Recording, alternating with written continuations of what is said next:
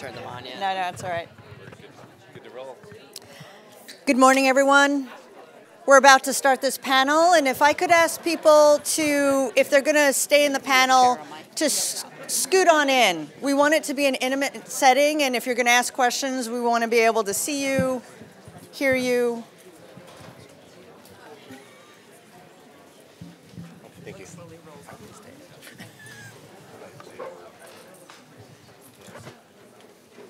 I want to thank you for coming to this panel, which was generously sponsored by CPB, the Corporation for Public Broadcasting, and we wanted to showcase the work that they're supporting through the short form. We've assembled a massive panel for you this morning, and the reason why is that there's a lot that's happening, a lot that's shifting in the brilliant world of short documentaries. And so I'm going to turn it over to Alexis Agri, who is our moderator today. She is the Director of Marketing and Engagement at Black Public Media and a storyteller in her own right. She most recently, or among many things, as a working professional, did an installation at the National Museum of African American History and Arts and Culture. So I'm going to turn it over to you. Thank you, Kathy. I'm so happy to see so many folks here. I was concerned that it was going to be like 3 people, one being like my mom. So I'm really happy to see you all here. Mom. Right, and your mom. Thank you, Lois. Kathy so graciously introduced me. I am Alexis Agri, and shorts are just super personal to me. It was the first thing that was ever funded. I got a grant from Black Public Media when I was a senior in college to do a small, a short about a little-known African-American story. I did a piece called Picked for a Purpose about the Norfolk 17. And though I do not recommend anyone Google that and find it, because again, I was in college and I probably, I've grown since, it was the foray into the medium that allowed me to know that this was a career path that I could take, and it was a real job. It wasn't going to be a hobby, and it proved to my West African parents that they were not going to have to worry about me. So the way that I sort of want to structure this is first we sort of introduce our panelists. We have this amazing panel of folks, and they all sort of come at shorts, the format, from different places. So I think it's really important to first, if you're not familiar with them, to know who they are. Let's start with Lois. And Lois also has a clip, so I definitely want to, let's start with Lois. I guess I'll speak first and then we'll show the clip. You said something that made me realize when I started at Sundance in 1990, I was on the team a very tiny team of 3 that programmed shorts. Because I love shorts, and I fell in love with them even more watching, 300 of them or something to pick the 20 that we were going to screen those first few years. I'm here to talk about primarily Indie Lens Storycast. Hopefully many of you know ITVS, hands, and hopefully you know Independent Lens. Great. So that's our broadcast series, but we recognized decades ago that there was always going to be a bandwidth issue on television. There's just a limited amount of space that PBS could give us. So we have been innovating in this space thanks to the great support of our partners at the Corporation for Public Broadcasting for a long time. Back in 1998, they gave us money for an initiative called Electric Shadows, which was when we began to fund interactive websites and what we called interactive digital content. That morphed into an initiative we had called P360, where we gave every filmmaker that we funded an additional small amount of money so that they could make a short form content for us to use when we marketed their feature doc, because we were trying to figure out how to sort of bring these 2 worlds together. That morphed into Future States, which was a digital series that we had for 5 seasons, where we gave money to both narrative and nonfiction makers to create a digital series that looked at how they imagined the future. We gave Barry Jenkins his first funding. He did an incredible short series for us back in the day before he became Barry Jenkins.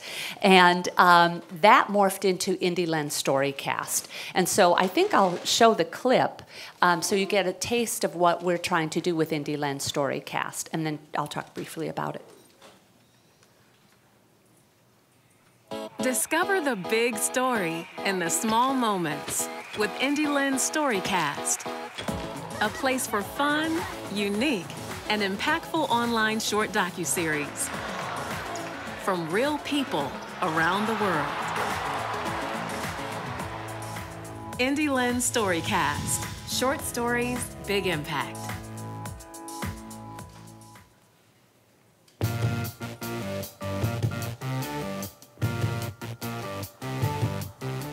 My name is Bethany Yellowtail. I'm from the Crow and Northern Cheyenne Nations in southeastern Montana, and I currently live in Los Angeles. I'm the CEO, founder, creative director of BeYellowtail.com. We're starting to have really big collaborations. I just completed designing a collaboration for the Land of Nod, which is a sister company for Crate and Barrel. It's not like I grew up thinking like, oh, I'm gonna be a famous fashion designer. I learned sewing from my aunties and grandmas. It was just something I naturally was drawn to.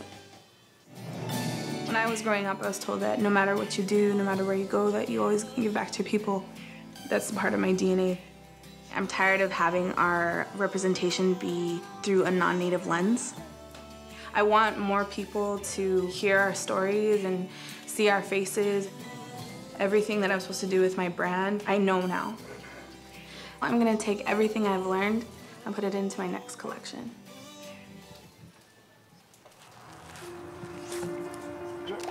Initially, we started down the process of trying to adopt through the foster care system in Georgia, but we kept coming up to a lot of roadblocks. The social worker was not in favor of two gay men adopting the child. So until about a year ago, I had no idea how much my life was about to change. I'm like, wow, I'm about to be a dad. It's exciting, it's a little earlier than what I expected. It just started to change my whole view, because now I'm starting to think, okay, so what can I do to put myself in a place where I'm still able to live out what I'm passionate about, just trying to be a self-sustaining artist of some kind. I know I act a little bit, I rap, I do graphic design. I'm about to bring this child into the world. Bruh, I got something for you. Mexican hands. Checalo. Taco tip number 85. The ability to flip a tortilla without burning yourself.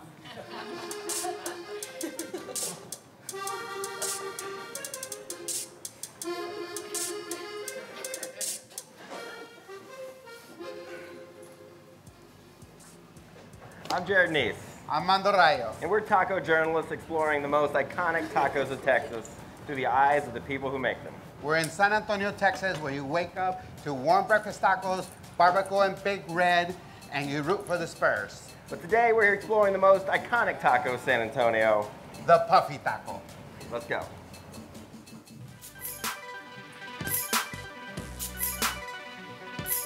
The Iron Maidens are an all-girls robotics team at Bronx Science High School. We were founded when the founding members noticed that there weren't a lot of girls on the robotics team that we had.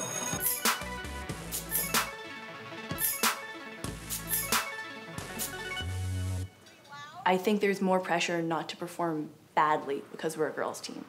Because if you perform badly and you're a co-ed team, then you're a bad team. But if you perform badly and you're an all-girls team, then girls are bad at robotics. Good morning and welcome to the Hudson Valley Regional. Good luck to all the teams competing at this inaugural event. Get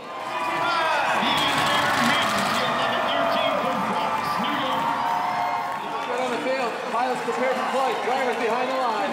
In 3, 2, 1, go!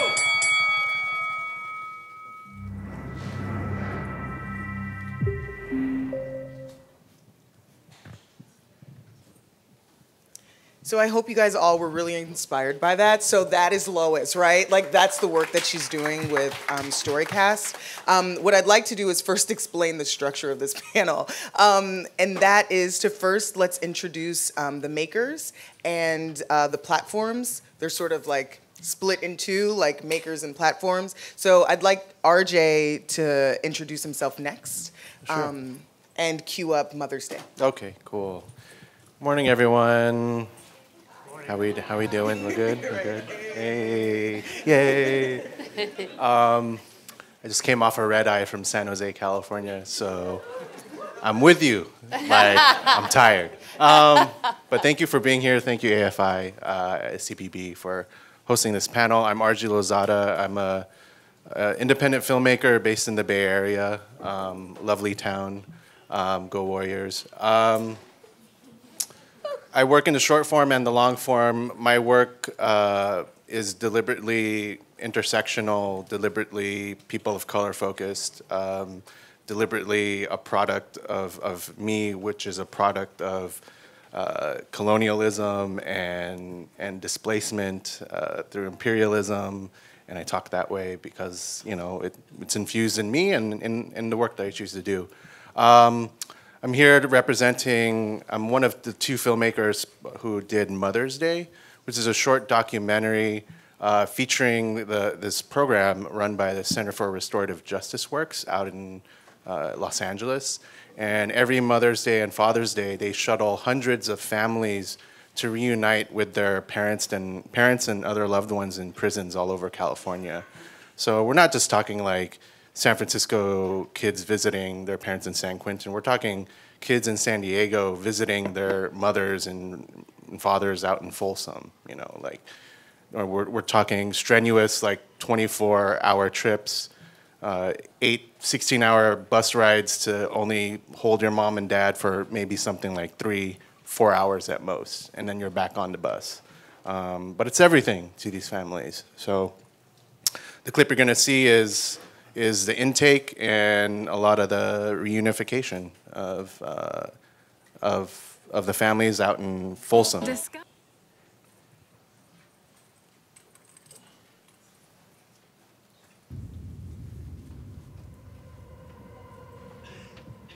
Okay, when you go in, these people are going to be very caring to you, and they're going to ask to see your paperwork. Just make sure you have it with you. And you're going to go through a metal detector. It's not scary. You're going to be fine.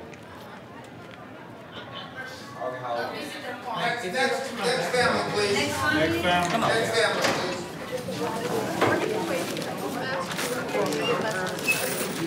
So you're almost there, so close. I promise you, you're going to get in, right? I'm not going to go against my word. You're going to get in, okay? Don't get all emotional. You'll be there, baby. We got somebody in there talking to you mommy right now, okay? I got you covered, okay?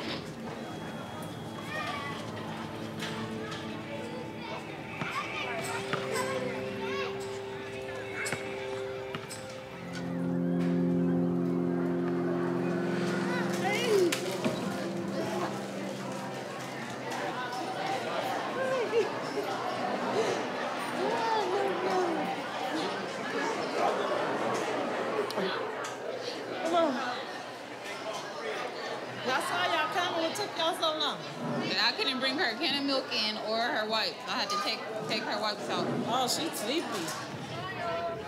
Look at the camera.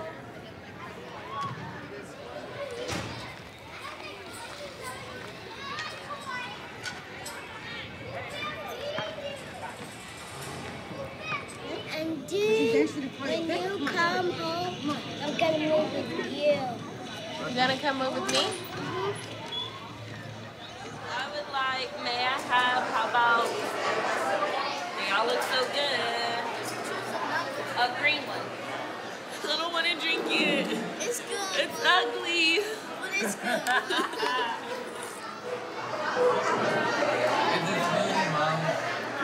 Oh, it didn't hurt. See? Told you it was good. Are you trying to cut her in the lines, Kai? Anybody want some pencils?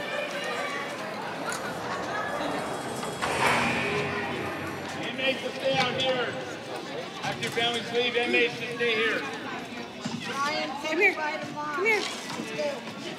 Thank you for coming out. Love you, Betty.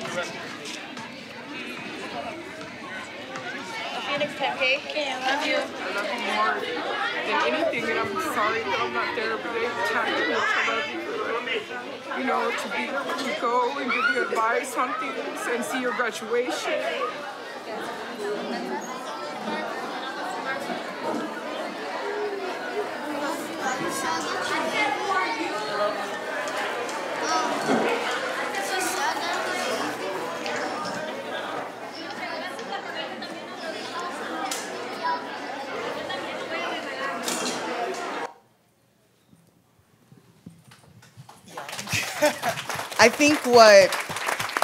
I think what we've seen so far, you can see the nimbleness of the medium. So let's keep going. Let's keep this ball moving of evocative, beautiful content, and talk to Emily and Chloe. They're sort of, what's interesting about this panel is that everyone was sort of asked individually to submit a clip that, you know, they want to represent, and Emily and Chloe submitted the same clip, and that shows the sort of ecosystem of shorts and how sort of they are funded and then they're distributed, and I mean, just like any piece of content, you know, I think it's just really interesting that both submitted Balloon Fest. So great minds think alike. Great minds think alike. So Emily, if you would start. Sure. My name is Emily Booter. I am the film curator at The Atlantic, and I've been with The Atlantic for almost a year now. We catch films at the end of their festival run, after they've already lived out a pretty full life on the festival circuit and maybe been broadcast on television. So once all exclusivity periods have lapsed, we jump in and give the film the audience that it wants to, or that it deserves to have on our platform, which is to say, we have a section of the homepage that I run where a film lives every day. It changes, and I'll editorialize a film by interviewing a director, and we actually had Mother's Day on about 2 or 3 weeks ago. So I found that film, reached out to RJ and his co-director, and we interviewed them about the process of making it, which was very grueling, as he said, 24-hour trips. It gives the film a little bit of context where it wouldn't normally have it on Vimeo or another place that you might discover a short online. And it gets to reach our audience, which is a lot of people that are very engaged in long-form content and aren't as used to seeing really thoughtful short documentaries. So that is my job. And before we go to Balloon Fest, I'll give it to you. Yeah, cool. Hi, I'm Chloe Bai here from POV, which is, if you don't know, it's a sibling series to Independent Lens, and it's also the longest-running documentary showcase on television. I love short docs. I came from journalism before this, and I love shorts and their ability to tell stories and really connect with audiences. And also, I think there's a huge value in short form content. So I'm heading up our POV Shorts Initiative, which is, in many ways, I see it as a filmmaker first initiative. I love the fact that it's basically a new show. We're broadcasting short documentaries through the PBS system and half-hour episodes. And as much as I love bringing audiences this content, I think it's really great also for filmmakers to be able to like have their stuff broadcasted on PBS, have their short documentaries broadcasted. And similar to Emily, we're really, I see it as a way to take films that otherwise would have sit on shelves and give them new audiences. And I'm so actually glad that we're showing the same film. Me too. And we also broadcasted Mother's Day, and because I think it's a really good example of what we're trying to do. When I was building our licenses for POV Shorts, I didn't want to have any exclusivity on web streaming or online, because I wanted to make sure that filmmakers could still play online if they wanted to. They could still do the Op Docs, they could still do the Atlantic, they could still, have the online audiences, but also we could offer them a broadcast, and we could give the PBS station something to use. So I'm so glad that you can see it, and let's just go to the film. Hope you like it.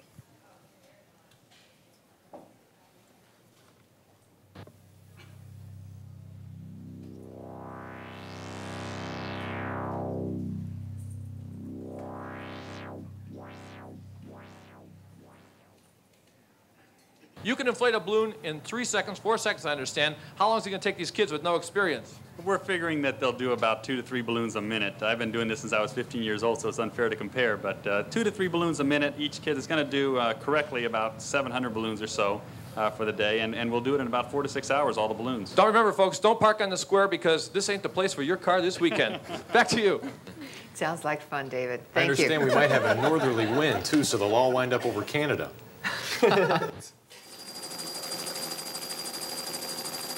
Ladies and gentlemen, live from downtown Cleveland, it's Big Chuck and Little John in front of the biggest happening around. Okay, thank you, John. And we have a real story to tell you. This is not, we're not making this up, it's really happened. Mary Ellen bought 2 bunches of balloons to give to John and I here. She came down, and one of the bunches of balloons she had tied to her watch. And the watch opened up, and the balloons took the watch, and it's now going out east somewhere. So John and I say, if anybody finds Mary Ellen's watch tied to a bunch of balloons like this, and if you return it to the station, we'll have all kind of rewards for you. Okay, thanks for coming down, Mayor. Who do you have there, John? What is your name? Tanya Pugh. Okay, Tanya, show everybody what you have on your hands there. What are those? The tape bandages. Okay, and what are they for? They're for getting away from sores from your hand. Okay, did you get any blisters? Yeah, 3. Are you having a good time? Yeah. Are you tired? Yeah. Okay. Okay, Chuck, as you can see, they're going strong. They're blowing them up. I still think they have the record. Back to you, Chuck.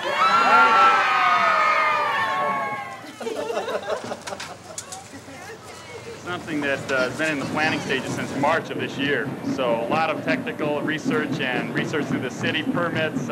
It's endless. It's absolutely astonishing to try and get something like this off, let alone waiting for good weather. So this is a big plus for Cleveland. Oh, it's something that, you know, they predicted 70% chance of showers today, and I think this is a prime example of what United Way is trying to do in terms of saying, it's Cleveland, it's your time. It's time to say yes. It's time to say it is a happening city. We are on the move. It's no longer the butt of jokes or anything. I've been in this city now for 6 months, and I absolutely love it. You know, my wife and I have even talked about moving here, and our friends in LA think we're nuts. But it is a wonderful place. If I had money to invest, this is where I'd be invested in. Very, very good. Thank Chris. you. Thank you. Okay. Yeah, we were just talking. 10, 9, 8, 7, 6, 5, 4, 3, 2, 1. Here Take they it go. away, Lift off. Amazing. And the far end is up, and there they go, John. The Guinness Book of World Records has just been broken in Cleveland. Over 1,500,000 balloons going up in the air at this very, very moment. Look at the cloud demo. We did it. We did it, John. There it goes. It's completely covering the terminal tower. Look at that. I want to sing up, up, and away. It is awesome, ladies and gentlemen, to actually be down here and see the multi-colors that are going up in the air at this moment. We did it, John. This is it. Let's do it for Cleveland. Yeah.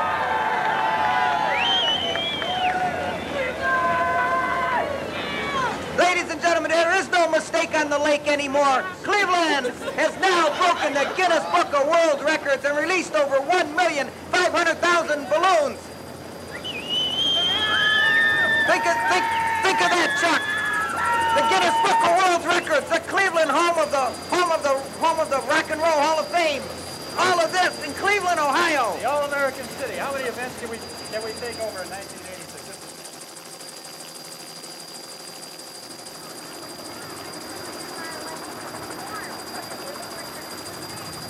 Yeah.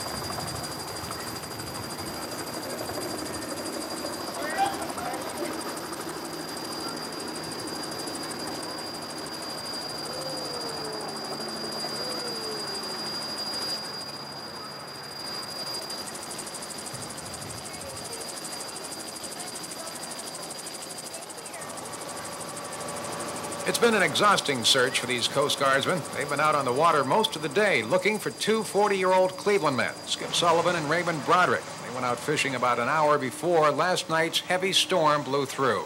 This is their boat, a pair of life jackets still in it, along with a hat and a fishing pole. The boat's motor is gone. Its sides are battered, apparently from pounding all night against this section of the breakwall off Edgewater Park. That's where the Coast Guard found the boat about 8:30 this morning. Ironically, That big balloon launch in Cleveland today is one of the things that's making this search so tough for the Coast Guard. Can you imagine trying to find somebody floating out here or even spotting a life jacket with all these balloons on the water? It's like trying to find a needle in a haystack here, because you're looking for more or less a head or an orange life jacket. Here you have a couple 100,000 orange balloons, and it's just hard to decipher which is which. Because of weather, 60% of the balloons launched landed here instead of the planned 10%. Many of them were found on Lake Erie. But the balloons that covered the lake and caused concern on Saturday are no longer here today. No one's quite sure where they went, but at least they're no longer posing a threat to fish and wildlife, and they're not littering the lake. Michelle Holden, live on 5.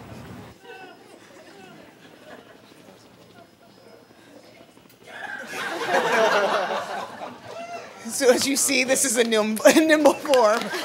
I have to say, the director, Nathan, he has another film at AFI that's playing. It's a short. It's called The Water Slide, and it's very similar, but much darker. Much darker. So you should see it if you get a chance.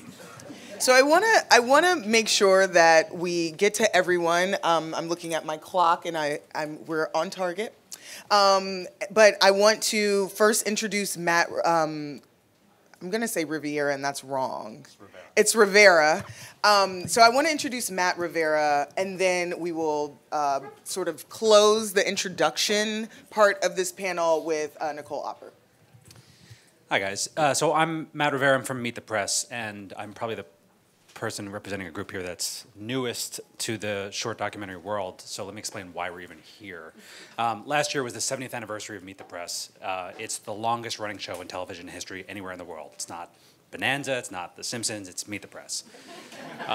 We took the opportunity last year, we have a new moderator, came on a couple years ago, Chuck Todd, and we've sort of been using this opportunity, the anniversary, to sort of think, okay, if we were doing Meet the Press, we were starting the show now for the first time, what would it be? What are the sort of things that go into what the show is, and how would we re-envision it? So we have our Sunday show, we have our daily show on MSNBC, but we're trying to figure out, okay, what does Meet the Press mean sort of outside of just a Sunday morning interview broadcast show? The way we sort of approach that question is to say, first of all, it's long form. Secondly, it's the kind of thing where when you watch it, you want to learn something new. You want to come away from it feeling like, okay, I'm sort of feeding my brain in a way here. I'm taking away something that I didn't know before. Maybe it's newsy, maybe it's just understanding. I mean, that's the sort of point of an interview, right? Is that you get sort of context from people as they're sort of sitting there for an extended period of time, 10 minutes longer. It felt very natural for us to start looking at documentaries, not just because of the editorial reasons, but also because our audience is really into consuming us in a way that's not, it's very tempting to think from a media and news perspective, hey, program for social media, hey, program for mobile. That's not our audience, because our audience is used to thinking about, if I'm gonna watch Meet the Press, I'm gonna sit there for 20, 30, 40, maybe the whole hour. They're used to watching long-form content. So the two things sort of lined up very quickly. We sort of realized there's all this emerging fantastic film, and it sort of strikes at a couple of basic reasons why people are coming to us in the first place. But the biggest reason is that, we started doing this, the 70th anniversary was last year. This was in the aftermath of the election. This was the kind of thing that we had spent a ton of time on the trail, going all across the country, and still felt like we weren't telling enough stories about what was going on in the country. It was a great, despite all of the resources of NBC News, and we try to cover a lot of different kinds of stories all at once through all of our different broadcasts, it's still hard for us to spend a long period of time in a location that's not where our bureaus are and really understand a story deeply. And this felt like the best way for us to get that, is for us to find filmmakers, to support filmmakers, to say, look, we will give you a platform, we will help you with resources where we can. We have, NBC News has an archive that goes back basically to the beginning of television. We try to make that available, and we've sort of been trying to develop this program in which we sort of centered around a film festival. We started the first film festival last year here in DC, but we also did a short-term digital showcase. NBC News is owned by Comcast, so we went to Xfinity and said, hey, let's promote this as if it's a film that you're releasing for Focus or Universal, so that you could sort of consume the film festival wherever you were in the country. So it's not just stories about in the country, but also stories for people in the country. It's an ongoing project for us. We are at the beginning of it, and we're still learning and trying to evolve it. But that's sort of where we're coming at this from. That's why we're here.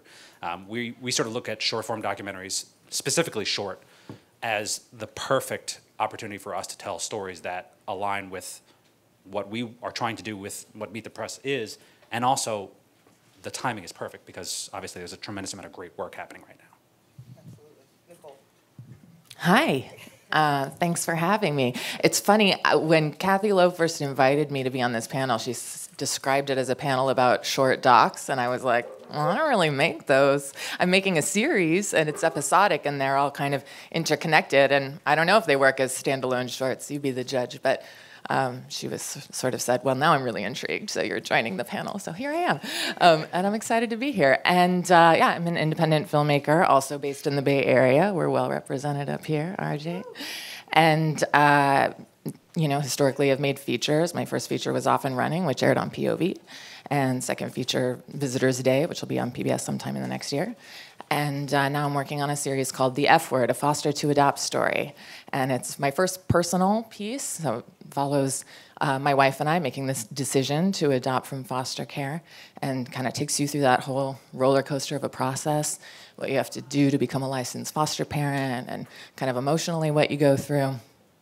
And that all becomes season 1, which leads up to the point where we meet our eventual foster son. We were lucky enough to work with StoryCast on season 1, and with season 2, we'll be premiering with Participant Media and Soul Pancake in the fall, and we'll be re-releasing season 1 as well, so please keep an eye out for that. I also just want to say, because everybody seems to have worked on Mother's Day, or been a part of Mother's Day in some way, my claim to it is that RJ's co-directing partner, Elizabeth Lowe, is a current fellow with the BayVac Media Maker Fellowship. If you're not familiar with the BayVac Media Maker Fellowship, I encourage you to check it out, or talk to some fellows in the room. We're well represented in the room. Maybe you could raise your hands, fellows. Yeah, look at you. We have so many. And that's also Rob Roy, local DC filmmaker, who just won a Peabody for his Media Maker project, Deej. A round of applause for Rob. Thanks. I'm very proud of what we do. We're based out in San Francisco, and we're a fellowship that serves extremely talented emerging filmmakers through mentorship and grants and industry connections and all that great stuff. So that's the end of my plug for BayVac, and we can show the clip.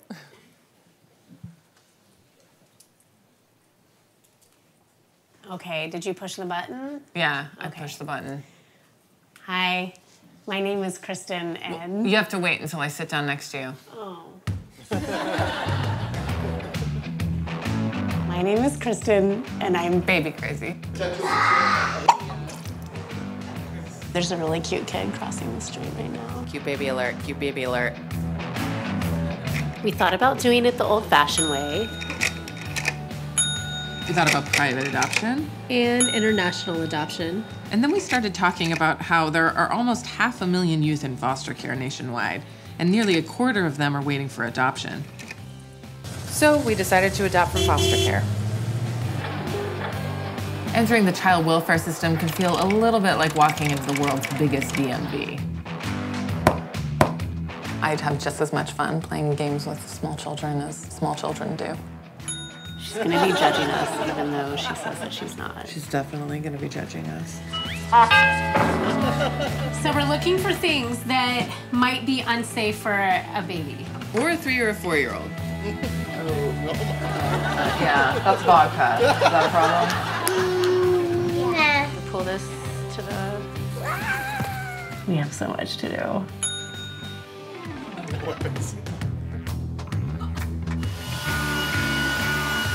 Religion. We're Jewish. Yeah, Jewish.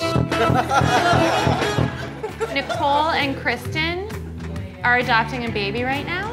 Do you think that they should adopt a baby? Maybe. Hey, Nicole, we have a potential match. We could be parents in a week. In a week. Yeah. Nobody knows if they can handle raising a child with PTSD. And the odds are we will have a child with PTSD. You get your hopes up about a child and then it doesn't work out. There's a lot of it that's out of your control. You don't know when the kid's going to come along, when you're going to be offered a child, and then this will be the kid that you have for the rest of your life. You have to take a huge leap of faith. How are you feeling, baby? So incredibly excited.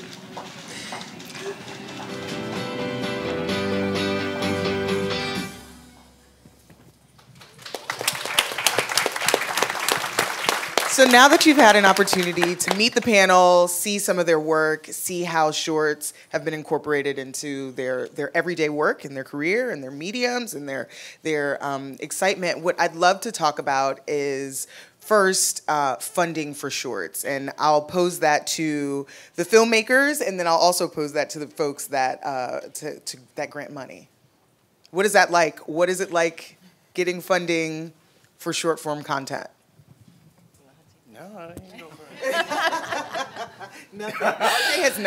Red eye. Honestly, I feel like my experience with this is quite limited. We had this idea and we wanted to make a web series. That was the ideal format from the beginning for me. At the same time that Storycast was announcing its first call for programs. And so we wrote up a proposal, and the way they work is, if they greenlight your proposal, they'll greenlight a pilot, and then you make the pilot. They like the pilot, you get to go to series. So, and they give really kind of healthy budgets for short filmmakers, which is, I think, extremely unusual. In fact, I know it's extremely unusual because I went to the IFP market shortly after signing my contract with Storycast because, we'd already gotten in, and I wanted to see, well, what's this landscape out there for short and episodic storytelling look like? And everybody was acquiring finished work for $3,000. I mean, I'd love to know if I'm wrong about that, but that was my experience, and that was 2016. Lois? Yeah, I mean, first of all, we love Nicole. The F Word is such a great series, and we are thrilled to have it part of Indieland Storycast initial launch, and it's exactly what she said. There's just nobody funding short content. It's hard because there's no revenue stream on the other side. Nobody's buying short content for any amount of money that really adds up to anything. I was saying on panel yesterday, we as consumers have sort of come to believe that content that's digitally released should be free. For some reason, we think that way because the internet is free. And so the makers are expected to put this magic together for no money. So it's a really tough business. There is no business model at all, period. There's literally no business model. David said yesterday, it's easier to have success and broadcast a 60-minute film than there is a 10-minute film. There just is, it's really tough. So that's why it's great what POV is doing. With Storycast, we do, as Nicole said, pay the freight. We pay you to make a pilot. If we like your pilot, then we pay you to continue it and evolve it into a 3-part, 4-part, 5-part, 2-part, 8-part series, whatever we mutually agree is the right story arc. Yeah, and then, yeah, I get this question all the time, and it's a shame, well, it's not a shame, but no, it's a shame that nobody's funding them, but I always point people towards the ITBS first because I like to keep it in the public media family, and then I also point out models like Field Division and The Guardian, which are purely commissioning models. For our shorts program, we're acquisitions first. We're in phase 1 and we're in the pilot phase. So really we were like, well, let's just buy the things that, aren't really getting a lot of play on broadcast right now and can use it and are maybe at the end of their festival run. But what we are doing is we're paying well above market rate for them, which I think is about the valuation of shorts and let's actually pay what they're worth. So our model is up to $500 a minute. We pay per minute, and then for a half-hour episode, you can do the math of what that would look like. And one of our and we do this for films that are like Balloon Fest, which has been out for 2 years, and then also films that are brand new. Like we have. One of our episodes of POV Shorts that's going to be airing in the fall is Earthrise, and it's playing at AFI now. You can go see it. And that's going to be a film that we got before its Tribeca premiere, and we paid top money for it, and I think it's worth it. So, yeah. Oh, yeah, please. Everyone, yeah. Yes, RJ. Sorry. Yeah, now I want to talk. I feel like I come from the audience. I feel like what I'm gonna say is y'all could relate to, but short films are basically a gamble. You invest your energies, your initial monies, a lot of that for a story you feel like is going to disappear if you don't jump on it right away. So it's often not kind of like part of the initial pre-production thinking to seek out funding right away. I know that's the case for me. I was incredibly blessed to go to film school in a program that basically forced us to produce 4 short films in about 2 years, but without that protection, because that's what it really is. And I've been out of grad school since 2015. Without that protection, it becomes increasingly difficult to fold in life with trying to make shorts. And so with Mother's Day, Elizabeth and I were incredibly lucky that Elizabeth was able to acquire funding up front, but I know that's typically not the norm. I know I have a couple of shorts that are in kind of purgatory at the moment. Not just because of lack of funding, but also like you kind of, along the way, your will starts to putter out. And unless you kind of remove yourself from your silos and reach out to your communities and your families, like it's really tough to get a short done. Because you know at the end of the day, you'll have to pay even more to get it into festivals. And then as for returns, that's not even something I think about. So I hold a couple day jobs and a couple hustles. Yeah, that's just a reality. I mean, I'm not gonna pretend like it's not, and that I'm special up I here. appreciate that pivot, because I think for a lot of filmmakers, and I can even speak in my own experience, the opportunity to create short form content often came from a bigger opportunity. So Kathy mentioned my opportunity to create 3 galleries of content in the New African American History and Culture Museum. I wouldn't have made the films that I made if I hadn't been a full-time employee of Smithsonian Channel and charged with the purpose of making these historical documentaries. So, you know, the opportunity to sort of play in the medium is often, you know, it's really challenging. It's challenging, yeah. And I think all of us sitting here can corroborate this, and it's a fact that we probably all lament, but I don't know very many people that are full-time short documentary filmmakers. I know a lot of people that move between branded content, working with foundations, doing commercials, doing features, and it's kind of a hodgepodge.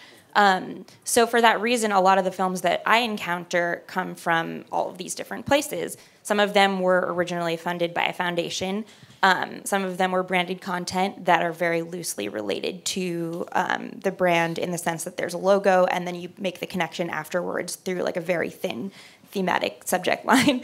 And then there are people who invest their own money in it. And last year, I was just talking to somebody who was at AFI DOCS here last year, who polled all the short filmmakers and said that 80% of them had invested a majority of their own, income into making their film. So that is the reality of it. But what I like about Balloon Fest is that it's a really cool example of an extreme success story, because as you could see the logo at the beginning, it was picked up by Oscilloscope. So there are distribution companies buying these films. It's just, it has to be a dynamite short film, and it's very, very lucky. And it's funny because, there's not a lot of full-time short filmmakers, and yet every single industry is craving nonfiction short-form content. You know, the valuation is not giving back to filmmakers at all. And it's even funny because of the Oscilloscope. I can say this on a panel, but like the Oscilloscope deal, it wasn't like they were out there selling the film, right? It's like they gave a little bit of distribution advice, and they made the website basically. It wasn't like a full force like sales agent kind of deal. So it's interesting to see. It's my biggest thing, and it's really the thing that like drives me for this initiative is I'm like, how can we like stimulate this landscape to make it more sustainable for makers? And that's our number one kind of like always in the back of my head. Okay, which choice am I going to make this more sustainable for filmmakers? Because it's so necessary. I think that's a really good sort of segue into, so you've made your film, you've made your short, what do you do with it? How do you market this content? And I think Storycast is a great example. Hearing what Meet the Press is doing, I'd love to hear from you, Matt, as well. You know, you've made your film, it's great. Now what? You know, we take a sort of similar approach, I think, to what you were describing, Emily, earlier, where we try to meet up with films and filmmakers as they're complete, as they've maybe gone through a run or are nearing the end of their run. We are not yet at a position where we are distributors. We're not there yet, partly because we're still a news agency. I mean, that's what we start with. So we're trying to figure out exactly what the right balance is between the needs of a filmmaker, right, who has put a lot of time and energy and money into something, and us if we are like distributors, which is why we sort of have built this short run, limited run showcase that we're trying to put together. The thinking being that we can promote, we will bring all of the resources that we have to bear that we would use to promote any of our normal broadcasts to the shorts for the period of time when we're promoting the festival.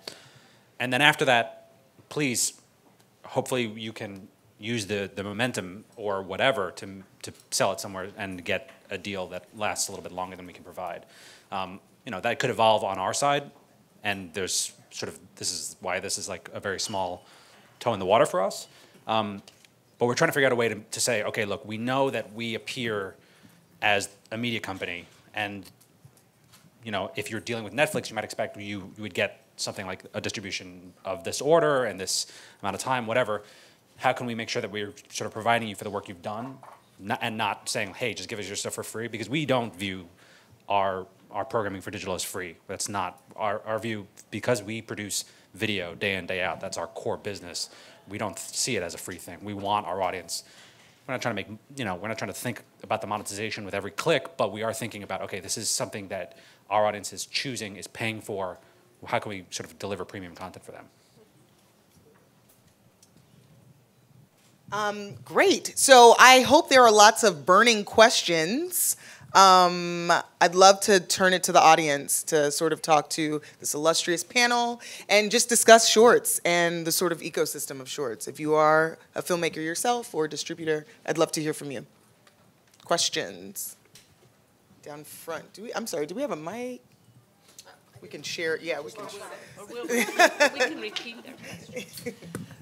Thank you so much, everyone, for being here. Those were some amazing films, very inspiring. It was really great to hear, Chloe, you talk about making it more sustainable. I mean, I feel like the more, I mean, I know it's partly supply and demand. I studied econ undergrad, but at the end of the day, it's like the more we tell these filmmakers, well, the reality is make branded content, make sure you have other hustles so you can do this. That kind of, you know, the industry then, of course, will end up paying lower and lower amounts for the higher the supply is. So what are some of the ways that we're trying to change and sort of make it more sustainable?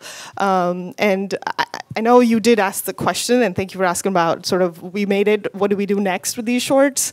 What are some of the other unique ways that shorts have sort of come into the picture for you guys? And sorry, the last question for Chloe before I forget. Could you briefly talk about the film you mentioned, Earthrise, and how that came from concept to getting purchased by you? Sorry, I know that was a lot of questions. My POV Shorts Initiative is not going to change the ecosystem of short-form doc making. You know what I mean? It's just not going to do it. The main ways I really am trying to is, one, we're paying well above market rates, so I feel like if we pay more, other people will pay more. And two, broadcast comes with prestige, and I think it's important to showcase short-form content in a way that is, these films are award-winning, are great, and deserve to be up with the greats, so I want to broadcast them with the greats. That's my two ways of kind of doing it. I don't want to answer all the questions because I want the panel to have it, but for Earthrise, it was a really interesting, another really good example of a partnership between like an online platform and us. It was through New York Times Op Docs. So I reached out. First thing I did really when I started my job was reach out to Kathleen at Op Docs and be like, hey, you know, we worked together on Mother's Day, and what do you have upcoming that maybe we could do a partnership on? And she sent along, I think Earthrise had already contracted with them and they were working to develop it, and she sent it along, and it was kind of a perfect fit for POV. So it's going to be an AFI DOCS POV co-release in the fall, and we're both actively working with it through its festival circuit. And I think it's an acquisition for both of us. And I just want to add to that. So the label that I run, the Atlantic Selects, our first film that we programmed was actually a media partnership with Field of Vision, which Chloe mentioned earlier. So they had provided all of the funding to this filmmaker to license his archival material and go through the editing process. And they just wanted a media outlet that would be a good fit to write about the film and then deliver it to their audience. So that was kind of a good synergy of a filmmaker that found funding elsewhere, and then we were able to deliver something to them. I would say the thing that I find interesting that we haven't talked about is audience, because how do you find an audience for short content? There's two kinds. There's the monetized content. It's true commercial outlets, everybody from Amazon want great short form content, basically to monetize it, to bring people to their site so they can sell them, you know, tires or whatever they're going to sell them. And then there's content that we're creating that we want to bring out into the world, in our case with public media, that has a purpose. You know, it has either it's about an important social issue. So I think the question that we ask ourselves is, how can we bring an audience to this content that we're funding? And in the digital landscape, the wild, wild west, you know, there's just so much out there, from the cat videos to, you know, how do you capture an audience? So in the case of Indie Lens Storycast, what we're doing is very specifically funding content that is in line with our mission, as you saw from the clips, diversity, untold stories from across the country, but very different than probably how you think of our feature-length docs. It's much more, for lack of a better word, entertaining.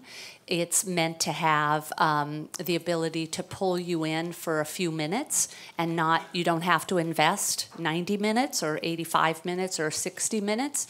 You hopefully can invest 4 minutes or 6 minutes at the most. And so I think what we're trying to do is create a platform within that digital Wild West where people will come to content that matters, that has social significance, but still can compete with, you know, the best cat video. There was another question about alternative ways outside film festivals. I know I have a couple of friends that just hustle outside of it completely. They take their short films and they reach out to their networks, most of whom are, one friend in particular has a lot of friends in academia. And so she did a film on border crossings, and through her networks in the academy, she'd been able to go to lectures and sell the films to the libraries and do distribution that way. And now we're talking about impact at another level, right? You're communicating with your audience very directly. I know I have a colleague, a good friend of mine in the audience, who told me about another filmmaker who teamed up with the Southern Poverty Law Center. They're a big deal, you know what I mean? And if they find a filmmaker that can help penetrate audiences in this, in the documentary form, then, I mean, you're finding new life for the medium too. Because often, you know, I'm not bagging on film festivals, but you don't, the intention is different when you're deliberately programming about addressing slavery, poverty, if your film is about that, with an audience that are like 3/4 of the way there, right? And that's a new way to find not just building your audience, but like potential funders in a unique way, right? I'm not talking about like people who will drop like 20, 25K on you, but maybe someone who, you know, like what was that concept? The long end of the tail, like, so like maybe $5, $10, you know, but that stuff adds up, you know, if you're able to push yourself hard enough and to push audiences hard enough, to team up with the right organizations to do that. And so, Nicole. Yeah, I want to add on to that there's a huge educational market for shorts. I'm a member owner of New Day Films, and the shorts, you know, perform probably a lot better on the whole than the features, and there are plenty of other companies besides New Day where you can really make an income if you know how to promote your shorts. So that's one thing. Pay yourself back if you wind up funding out of pocket. And the other, and this of course applies to features too, but I've been delighted to discover that it very much applies to shorts, is that you have to think out of the box with fundraising. Season 2 of my series is funded in part by the Dave Thomas Adoption Foundation, and they have nothing to do with filmmaking, but they're very interested in adoption and foster care issues. And we hear about documentary filmmakers thinking that way all the time and finding their money outside of the traditional film funders. I think this is a great pivot because we're talking about sort of public-private partnerships and how this content that lives in the public television space also works as branded content for foundations. And I think you guys have done a great job of like answering I'm like checking things off of my little bullet point list. But I think what Lois brought up is a really great point, which is how do you aggregate an audience around this content? If it's a one-off, one-offs that are feature length or that are an hour long or 30 minutes long that could be broadcast, have a hard enough time aggregating an audience if it's not within sort of a branded series that audiences are able to know exactly what to expect when they tune in or they log on. So how do you go about aggregating these audiences? Is it about? Yeah. In addition to Indieland Storycast, the other initiative that we have a journalism initiative where we give the filmmakers we're working with an additional amount of money for them to create a journalism short. And when we got the money to do this initiative, how we sold it to the funder was, I believe that if you take short content to a viewer, an audience person, that might bring them to the long form content. So for all of our films, we created different short form content. We partnered with our friends at The Atlantic, New York Times, Washington Post, Salon.com, Mother Jones, Texas Monthly, large papers, small papers, national newspapers, and they would run the short form content, and we required that they branded Independent Lens, and at the end they had to drive people back to our website to watch the feature-length doc. And because of metrics now and the digital world, we could actually track that and see that yes, indeed, we had an increase in viewership for the places where those short form content gained traction, and people were coming back to watch the long form content. So for us, it served two purposes. It gave the filmmaker another shot to sort of tell a different part of the story that they had to take out of their feature doc, and it also gave us, for lack of a better word, a marketing tool to try to bring them to long-form content. And even if they didn't come to the long-form doc, it was terrific that they watched the short-form piece on theatlantic.com or at Texas Monthly. And we decided to even expand that and go, we did a 3-part, for example, with People magazine on gun violence, because I've been tracking that People, the new editor at People, is really on the gun violence thing. Every time there's a mass shooting, they're the ones who show the photos of every person who was shot. So they were a perfect partner for us to do something on gun violence with. So it is about finding creative partners who want to do what you want to do and are committed to sort of that storytelling that your mission or mandate or your personal goal as a filmmaker is to get out. I love that model of sort of sharing distribution and bringing it back to you. We face the challenge where we're trying to just let people know, hey, we've got something that you may not expect from us, right? Like you expect a broadcast, we're giving you something different. And there's a little bit of a training or education that has to go into telling our audience, hey, your habits may be you come home from Sunday and you turn on your whatever you recorded on demand or your OTT box or whatever. You're going to find something new if you come here on Monday, right? Like it's a different habit. It's not in sort of people's day-to-day experience or expectations about us. So there's part of what we have to do on our end is to train our audience to think about what our content looks like differently. And by our content in this context, obviously, I mean other people's content that we're trying to elevate or just give a platform. The other half of it that's a little bit different is, for us, is that we treat the reporting that goes into the documentary, into the filmmaker, into the film, similar to the way we would treat reporting that comes into our products, right? So if we go and send somebody out to do a story, that story you will see on our broadcast, you will see on our cable, you will see on our digital write-ups, on our social, on our podcast. You know, we're not shy about saying, look, the reporting, the core story can be told in a lot of different ways. And that's not cynical. That's a matter of saying some of this works in this venue, some of this works in this venue. And as much as possible with the films that we've had the most success with in year one, so, you know, take that for what it is, we've done the same thing. We've been able to say, look, let's bring the filmmakers in and talk through the reporting, talk through why this was challenging, talk through why you approached it from this direction, right? So first of all, that gives us another bite at the apple for the story itself, but it also helps us do that first part of the mission, which is to tell our audience, hey, we are trying to do something a little bit different here. Come back, come watch, come on a Monday night and turn on the Meet the Press channel. Take a look at it that way. Awesome. Whoa, okay. A myriad of hands, please. Thanks. I'd love to hear from the funders, distributors, the people who get the content out there.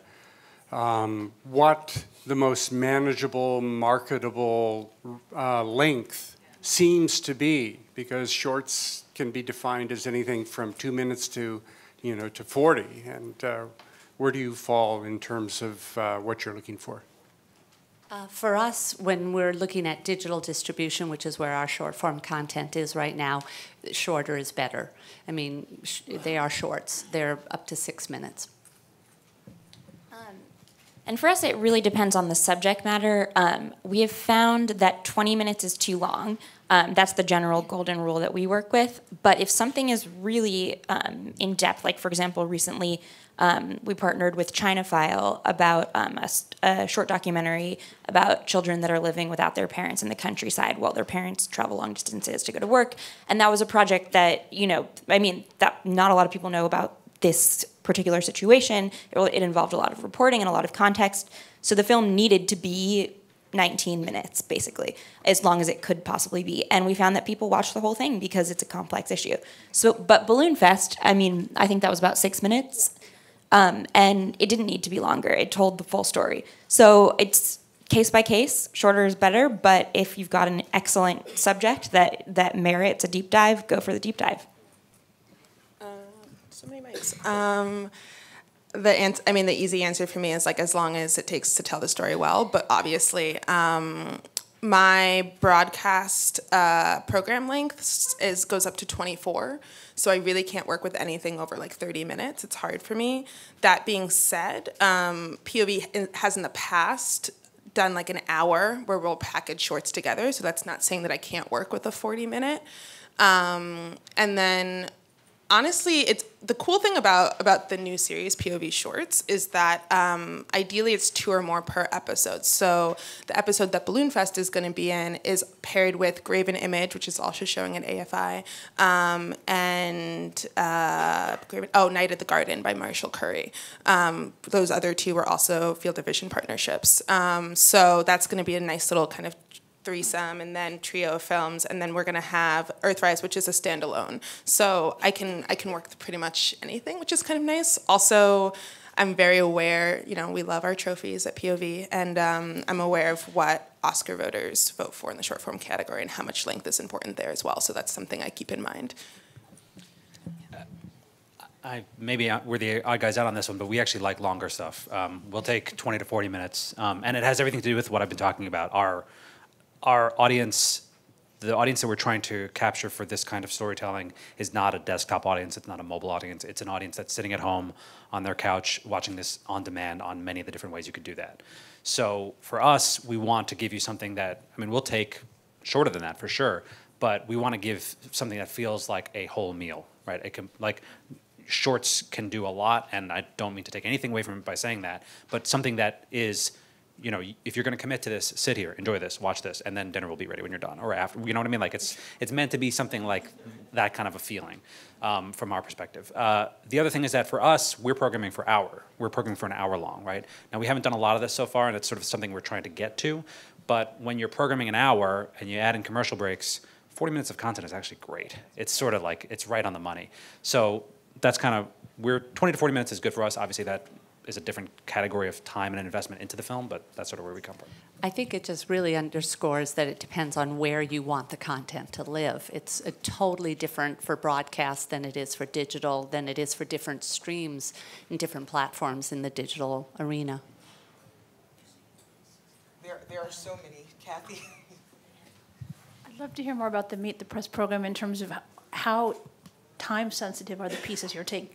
You're looking for evergreen. How long do they stay up on the site? Do the filmmakers have access to the NBC archives? And if you're willing, what kind of pay do you have? And do you need talent, voiceover, more traditional news docs?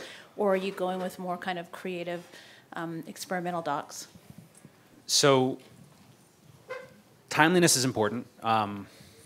We try to, it would be hard for us to tell a story about the 2016 election this year, right? It's kind of like for our purposes, that moment has moved on. But there are a lot of stories that started before that and are continuing through that we would be interested in. So, we are a news organization, so we are looking for something that is news. But our topics sort of are broad, right? So we're flexible as long as it's still a relevant issue. So that's where the evergreen line goes. The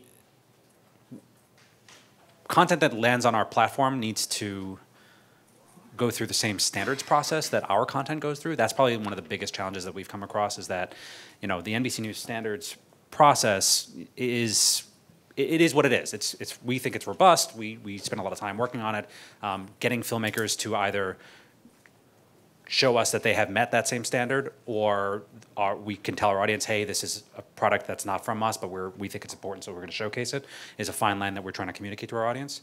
On the question of archives, that's sort of a new thing for us that we're trying to explore the best way to do it. Some of the archival stuff is, when I say archive, I mean everything beyond just now. So yesterday is in our archive, right? So some of that is pretty obvious. Like we need a speech, we need content that we're all sort of aware of. The specialty stuff, we're trying to work out the right arrangement with filmmakers to say, take a look at this. What can you make out of that? And we're not shy about having that be told in a creative way. It doesn't have to be, we don't want this to be a place for reporter packages with voiceover. We can do that fine. We're trying to figure out other stuff. Questions.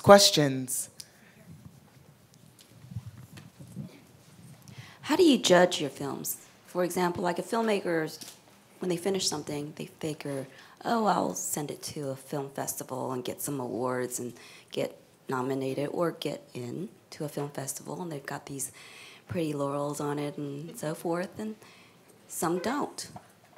So judging standards of what's good and what's not, do you look for that from the distributors? Yeah, I think everybody looks for what they perceive as either high quality, first and foremost, and then also what serves their specific mission. So there might be something that I think is really fantastic, but it doesn't meet our mandate of, for example. But yeah, I think quality, but quality, as you know, is subjective. Right, exactly. So would you suggest filmmakers go through that route first before they submit stuff to you guys for broadcast or whatever? Go through festivals first? Sometimes, but not necessarily. It depends on the film. For example, there was a film that I programmed recently about a station agent at BART, to bring this back to the Bay Area. And it's a 3-minute film, a profile of this man who just decides to hug and give everybody that walks through the turnstiles a handshake. And it's beautiful, but that's not a festival film in the sense that first of all, it's very short. It's 3 minutes. It doesn't really have a narrative arc. It's very much a straight profile. And also, it was kind of built for an online audience in the sense that that's the kind of material that people want to share. I think that filmmaker made that film with that in mind. And so he kind of circumvented the festival circuit and went straight to us. It's tricky, though, right? It's just tricky because it feels like because there isn't a lot of, there isn't a lot of money going to these distributors, it feels like there's a bottleneck happening. And am I going to say it, RJ? Whatever. It feels like a little bit that there's a little bit of a homogenization happening, right? And that distributors are afraid to push the envelope, nudge audiences in a different way because it just doesn't show in their metrics that people respond well. And that's unfortunate. And I don't know what to tell. I mean, like, it's a money issue, really. If they had more money, then they'd be more bold. But, you know, is there a way beyond capitalism to do that? Yeah, I said the C word too. So I don't know. But it doesn't stop me from pursuing projects that way. I still have hope that someone will watch it. And when I do tell people about projects that are on my plate that are really like way out there, like people reflect back to me that it's worth doing. So yeah, I don't know, keep doing it. More questions? Okay. I don't think there's a mic. Can you just put your hand up, please? Ah, there we go. Thank you. The mic is traveling.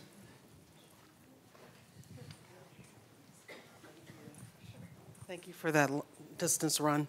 I wanted to ask a question. I've always heard about shorts in this mythical place, possibly Europe, where they love shorts and they pay people and they fund them, even if you're American. But no one's ever been able to point this out to me, of exactly who these people are or where they get funded.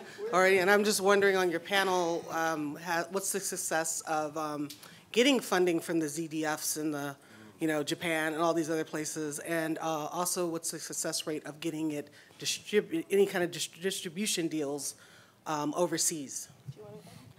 Yeah, I mean, I think the chances are probably not super high because they're funding a lot of the filmmakers from their own countries, unless you had some subject matter that was particularly of interest to them. So, yeah. Yeah, the funding system in Europe is one of the most interesting things I think I've ever seen, in that it's kind of like the UN, where you have to have representation from every country in order to get that country's money, right? So if you had a Swedish producer, then you'd have a good shot at getting money from Sweden, but otherwise it's hard to break into if you're not doing that. More questions? Okay. I see a hand. I saw a program on NBC, direct to internet, a couple days ago. It was called We the People, and I was wondering if that was paid. It was a sponsored program or not. It was a CWA cattle call for 2020 candidates, and the reporter said that it was the first one he had done. And so, like the Atlantic, it's getting close to zero for putting it on. Will there be a paid NBC channel where you could pay to put your program on? I don't think so. I don't think that's in our future. We the People, if I understand it right, and I didn't pay close enough attention, though I should have. No, it was an event here, and I think we were covering it. I don't think it was our event. We covered it, obviously the MSNBC audience and the 2020 Democratic field. There's a lot of interest in that, so I think we covered it in a way that we showcased it quite well. But that wasn't our event. We are doing a lot of town hall events. We did one around racism on the day that Starbucks had their closing for training. We had a town hall with we're investors in Vox Media, so we've had Kara Swisher come on with Chris Hayes and do a technology and privacy town hall. So we're kind of going into that realm, which might look different from what our normal programming is, but I don't think we're not doing a lot of branded content on our air. That's just not, again, going back to sort of the expectation of NBC News standards, we don't do that.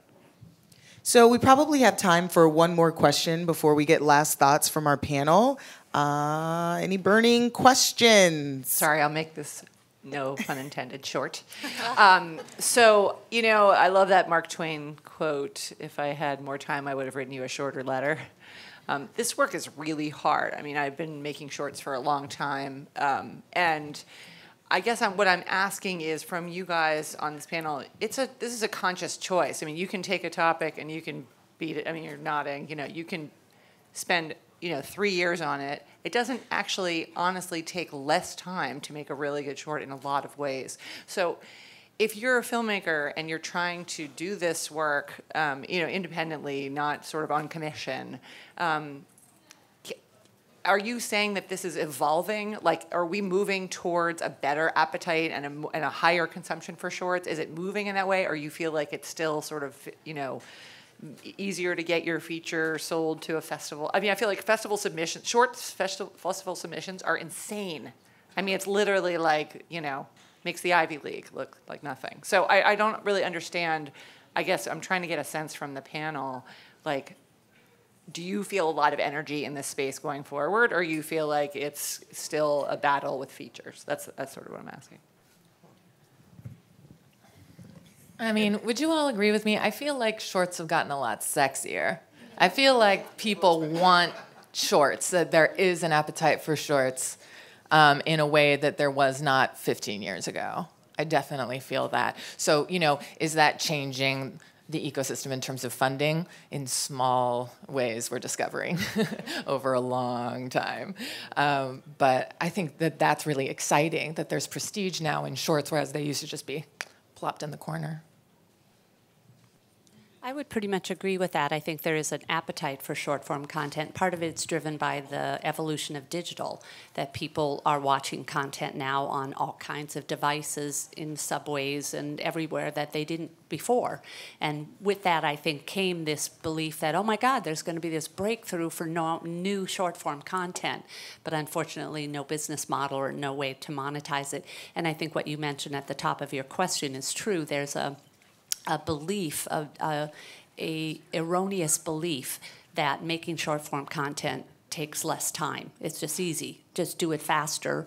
And so the amount of money that I hear people giving filmmakers to make a 5-minute piece or an 8-minute piece, and I'm like, they're going to give them $1,000? Wow, that's not going to pay for much. So I think that is a belief that's out in the world, held by some people incorrectly.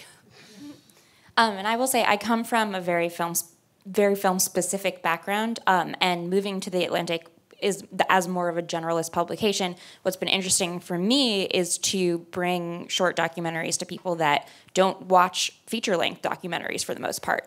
And I find that, I mean, that's a generalization, but I would say a lot of people that write to us are not regular documentary viewers. They're not going to the festival circuit.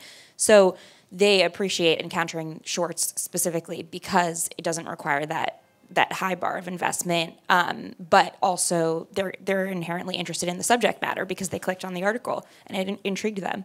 So I would say from that perspective, it definitely is evolving. Yeah. I think also when you think about, we haven't talked, I mean, we kind of maybe a little bit talked about it, but also like the intersection between doc and journalism, right? Like let me see if I can name 5. OpDocs really started it, right, with like the move of independent documentaries to the online kind of ecosystem. But then you also have Field Division, The Guardian did a whole pivot to video, CNN, Great Big Story, The Atlantic, but that's kind of cheating. But Topic is a good one, yeah. Like it's just the whole Condé Nast Entertainment with all of their stuff. I mean, I think there's so many more places that a short could go. Now, whether it's sustainable, whether they're going to pay you what it's cost, that's a whole other question, right? And like issue.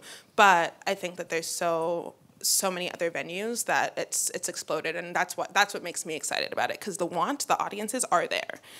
It's just about A, those companies figuring out how to monetize it well, and B, filmmakers figuring out how to get value for the work that they're doing.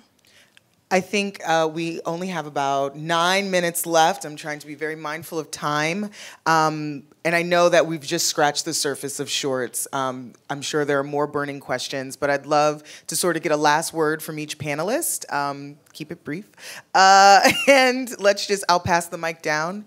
I'd love to start. Well, I started with Lois. I'll start with Nicole, since she has.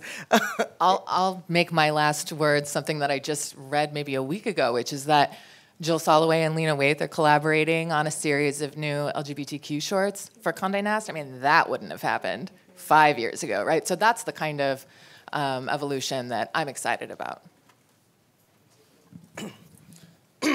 I think there is actually I was just thinking about this on the panel the whole time. I think viral videos is kind of, unfortunately or fortunately, whatever, take it for what it's worth. Sorry, I'm having a conversation in my head. there's like a convergence happening, right? I feel like viral videos, AJ+, that whole kind of genre of like quick 1 minute, 2 shorts that you could just scroll through on your feed is kind of tempering audiences in a different way that we're not seeing the results yet. But I do think a part of that is manifesting in more desire for more like in-depth short content. So I'm really excited. Despite my doom and gloom, I'm really excited for the next 3 years to see what happens next with distributors and the internet, you know. Yeah, I couldn't agree more with that. It's just the sense that like the audience is totally burnt out on that stuff, and to be able to provide something different.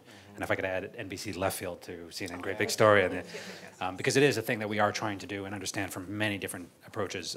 From our perspective, and it's a thing I've been sort of hammering home here, is we feel like it's a learning process. Like we don't have the background in the filmmaker community, which is why we were so happy to partner with AFI in the first place, is because they could represent filmmakers' interest and tell us what we didn't understand. And there's just so much more for us to learn so that we can actually be honest brokers and not say, hey, give us your stuff for free and, you know, we'll pay you, I don't know, lunch, we'll buy you lunch, you know. So there's a lot for us to learn, and it seems like we're all sort of like realize that there's a direction we can go to. It's just a matter of figuring out sort of the logistics of it. So it's exciting. Yeah, shorts are cool. It's fun because the landscape is changing so much and so quickly that honestly a lot of us don't know what to do, right? And the great thing about that is that there's so much opportunity to really bend the rules of what filmmaking, and especially independent filmmaking and independent doc filmmaking, has always looked like, and what the people who are making those films look like and where they come from. And I think for people of color, emerging filmmakers, women, queer people, it's like such a great way to break into that market and really make a huge stance in the field and create challenging content that really like changes the game a little bit. So that's something I'm always thinking about too. So yeah, so please make shorts and send them to all of us, and don't stop, and we're here for you. We're trying to make it work. So for POV, we have an open platform call for entries. It's cfe.pov.org. It's open now, and we're moving to rolling submissions, so you can submit whenever you want. And it's free, and you can submit both your shorts and your features there. I think there is a cutoff date. I'm looking to my colleague Sophie. There's a cutoff date if you want to be considered for next year, the new season, and I think it's July 15th. But there's no like cutoff date for submitting, so you can submit anytime. What's the name? cfe.pov.org. Call for entries, cfe.pov.org. And I will say that because what I'm doing in particular is a very young platform, we've only really been doing it for less than a year. What I'm trying to do is keep an ear to the ground and figure out the best ways to long-term monetize this for filmmakers. So my priorities in the long term are how can we figure out ways to compensate filmmakers better, and how can we, once I've proven that there's a very reliable audience, which there is, and it hasn't taken much time to prove that, out there for short documentaries, how can we prioritize that more within the landscape of a much bigger media organization? So I think that's an evolving process, but it's definitely something that I think about quite frequently. I would say two things. One, we didn't get a chance really to talk about, which is really kind of the art of making shorts. And I would just say that there's also, I think, a misconception on a lot of people's part that you can make a feature doc so you can automatically make a short. But they're actually very different, and that you should actually know what what is your goal here. And if your goal is to really make a great short, there is an art to making a great short. And that's definitely true if you're making short form content for the internet, because it is such a wild, wild west in terms of finding an audience. You cannot just slap something on and say, I just made it shorter and now it's gonna work. Or I know how to make a great feature doc, so I know I can make a great short. I think we undervalue, really, it is a craft to tell a great story in a shorter period of time. The second thing is, I said this yesterday, it's still true today, 24 hours later, but we are in a golden age of documentary film, and we have established a lot of distribution platforms, distribution paths, you know, series, television. What we haven't done yet is figured that out for short form content. I think we're in the nascent stages of figuring that out for short form content. And how it will develop is kind of anybody's guess, because the business model is not there. And when I say business model, I'm talking about everything from filmmakers figuring out how to make it sustainable to funders figuring out what they want to fund and for what purpose. And then also the commercial sector, if they're going to just brand it and monetize it, or are they going to try to use content in a more holistic way? So I think those questions all still lie ahead for us to figure out. But great stuff is being made thanks to you all, and you will continue making it and help forge that. I guess I'll have the last word. So Black Public Media supports short form content, specifically for makers of color that create stories about the African diaspora and African American experience. We are opening our open call for our 360 incubator today.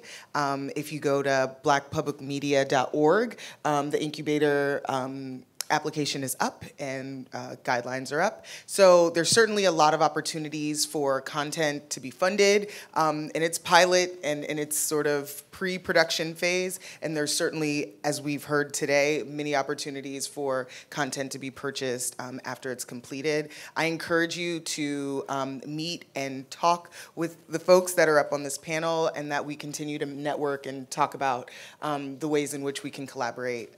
Thank you so much for joining us for The Essential Truth, How Shorts Are Remaking Documentary Ecosystem. Thank you.